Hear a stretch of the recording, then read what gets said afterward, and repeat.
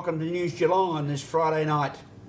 In tonight's news, we feature another first for Pt1 Health with the advent of MediNotes, a personally controlled medical history championed by Geelong Hospital Intensive Care Unit specialist Dr. Charlie Cork.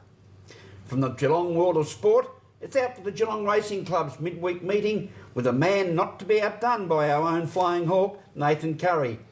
And from the weather world, sparkling Lani Salathiel will update us on the expected weather for the next 5 days of 2011 in and around Geelong and District.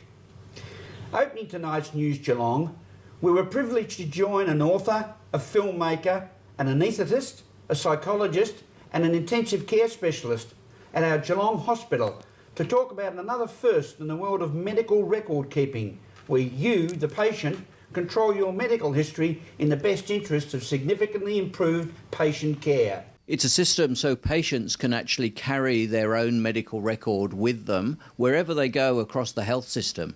So whenever they see different specialists, whenever they go on holiday, their essential medical information goes with them and they control it. That's the important thing, that they have the control and they look after it. Providing patients have got a Pt1 Health medical record, then there will be information that can go across into their MediNotes account, automatically go across there, and they'll start with an information that they can take with them. Dr. Cork, where did the idea emanate from? This is a problem that we've had in medicine for a long time, that we see patients that come from elsewhere who don't have any medical records with them. And we know that a lot's happened to them, and we have to ask them to give us the history of everything that's happening and that has happened to them in the past. And obviously, with medicine being very complicated, that can be very difficult. And so to be able to get that information from the patient is really something that would make my job so much easier. And because of that, we've developed it here in Geelong to help patients. The GP can easily access the system, but also the system will take information, not exactly at the moment, but we're hoping in the near future to be able to develop it so that it can take a summary information from the GP as well. So your last prescription will be there, which again, you'll not have to remember the dose and the drugs and the drug names for everything every time you go and see a doctor. Well, MediNotes is live and running. It's on the internet, and application to join is very simple and is free. So if anybody would like to go to the website, which is www.medinotes, medenotes.com, if they go there, they can download the application form, fill it out, and it'll all happen. So this is my personal record, and here I've had my enduring power of attorney that says who I would want to make decisions for me if I was unconscious. Here's my MRI scan result. Here's my CT picture of my abdomen. And then there's some admissions here, admissions and discharge summaries. And then here I have my 12-lead ECG. So this is a normal pre-existing 12-lead ECG that would be very important if I got chest pain, so that the cardiologist could see what changes had occurred. And this is just there, and it can be accessed at any time. And I'm showing you my record because I can't show you anybody else's. I can't see anybody else's. And that's the thing about MediNotes, that all the information is controlled by the person themselves and not by anybody else. Don't forget the website, www.medinotes.com, where MediNotes securely transfers your medical history from hospitals and clinics around Australia automatically.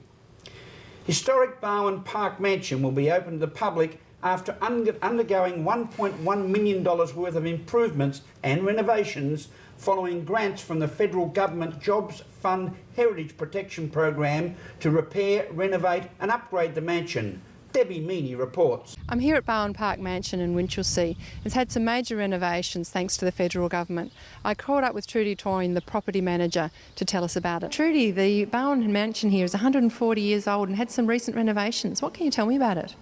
Yes, this year Pt1 Park Mansion will be 140 years old, and we were very fortunate. The National Trust received a grant from the federal government for $1.1 million to do some very needed renovation and repair work. And some of the repair work won't be visible to visitors in that it was making the roof weatherproof, but some of the other improvements will be very obvious, including improvements to the very beautiful decorative plaster work of the property. And that took some specialists to repair that? Yes, we had some excellent tradespeople working on the property who did a lot of research and also into the old ways of making things, including the plaster work, colours, rendering, that type of thing. And I believe that they sifted it and reused the plaster. Yes, in some areas where the plaster was coming away from the wall, the plasterers captured it and sifted it, and then were able to reuse it again when they re-rendered the walls. And tell me, what other improvements have been done here? Bowen Park's constantly sort of improving, which we're very, very proud of.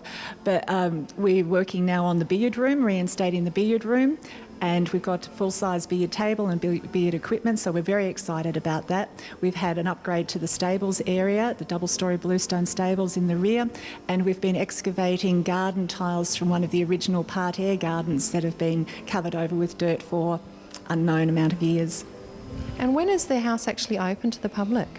Bowen Park Mansion is open every Wednesday and Sunday from 11 o'clock until 4 o'clock, and we're also open on Saturdays in January from 11 until 4 o'clock. Bowen Park is very special in that it is 140 years old, and it really does reflect the lifestyle of the early colonial pastoralists of the time. But also it's a very interesting building in its own right. It has some very unique features. It has an absolutely standout central staircase, which apparently is one of the best examples of its kind in the Southern Hemisphere.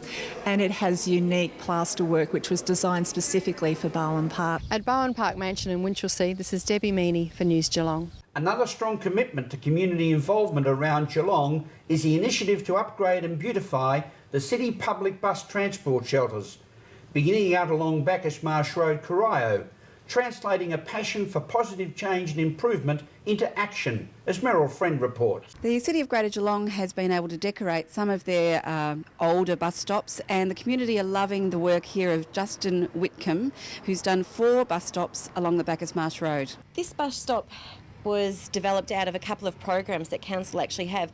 When I first got onto council, I think one of the first things I did was consult with the community on what they'd like to see out here in the north. And we've also in council got a graffiti reference committee, and we've got a graffiti unit in council.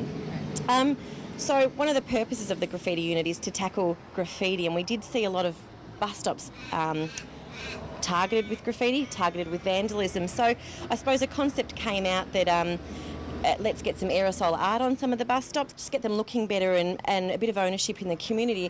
And with that consultation, what came through too was that the community wanted to see artwork in the street, think outside the square, because when I thought of artwork, I was thinking statues, but this is actually a masterpiece in itself. And the artist, Justin... This artist will be doing all of the bus stops in Bacchus Marsh Road?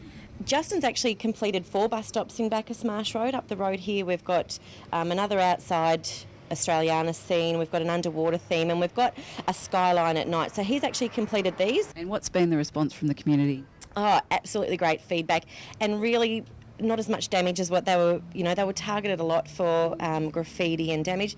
It's been fantastic, the feedback, that they're looking good, and the feedback for us is that we're not spending as much money on cleaning them and repairing them, those sorts of things. There's a few people that are a bit jealous that they're not in their areas, and I know I've got this as my phone saver, like a screensaver on my phone. I love it that much, and this was the first one that was painted up and as an example, and just from what we're getting back, we want more, we want to see more. From Corio, Meryl Friend, News Geelong. Thank you, Meryl. This is News Geelong as we go to a break and return with more news after this.